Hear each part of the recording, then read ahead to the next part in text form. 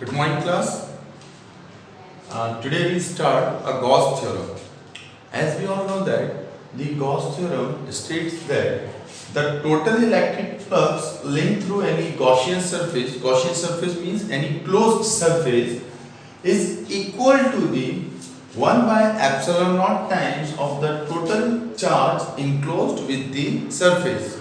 That is, phi equals to Q by epsilon naught. Here phi is called electric flux, where Q is called the charge and epsilon naught is called the absolute permittivity. Now we will prove that phi equals to Q by epsilon naught, or Gauss theorem proved.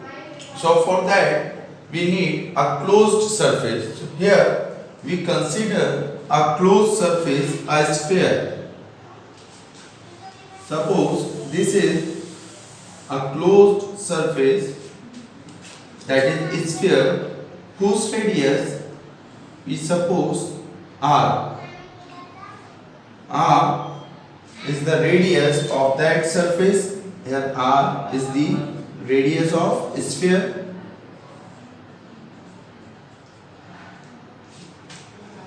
A charge, that surface contains a charge Q. Now we have to find the electric flux linked through that surface.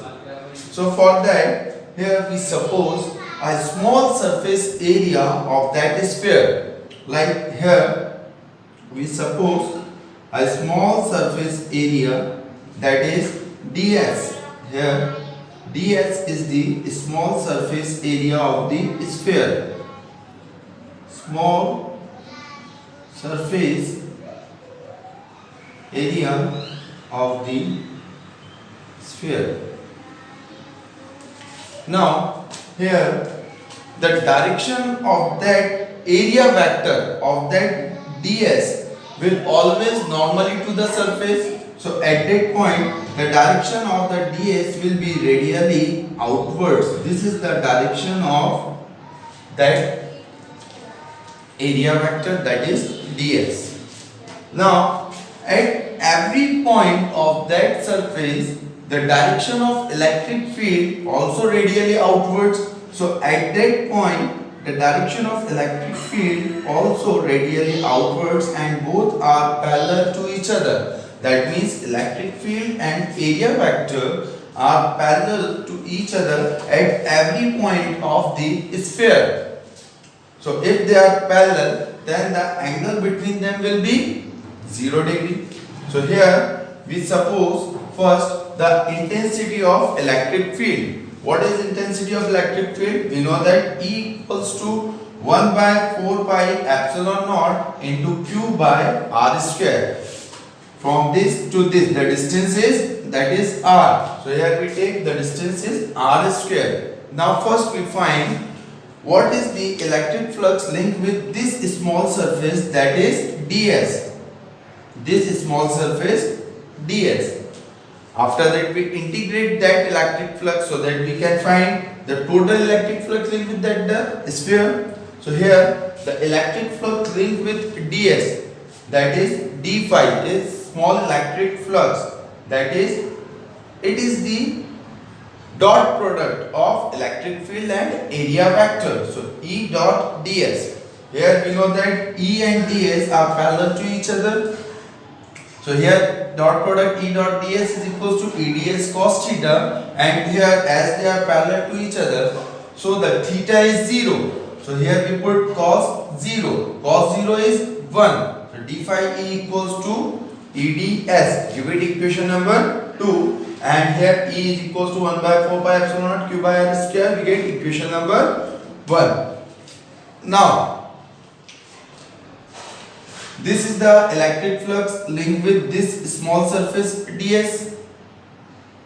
So now the total electric flux linked with this sphere will be equal to the integration of this electric flux which is linked through this surface ds. So for total electric flux linked with the Gaussian surface is equals to integration of d phi. This is the sign of integration, and we use circle here because it is a closed surface. So we use circle here on the integration sign. Integration of d phi is equals to value of d phi, that is EDS. So integration of EDS, where S represent the surface of the sphere. Now integration of d phi is phi equals to E is constant, electric field at every point remains same. So E is constant, so E integration of ds. Here integration of ds means it is equals to the total surface area of the sphere. Here ds, integration of ds is equals to total surface area of the sphere. Now what is the value of electric field? That is 1 by 4 pi epsilon naught into q by r square. So put it here into integration of ds means total surface area of the sphere, that is 4 pi r square. Now here 4 pi, say 4 pi cancel, r square say r square cancel. Then we get phi e is equals to q by epsilon naught. Hence proved. Thank you.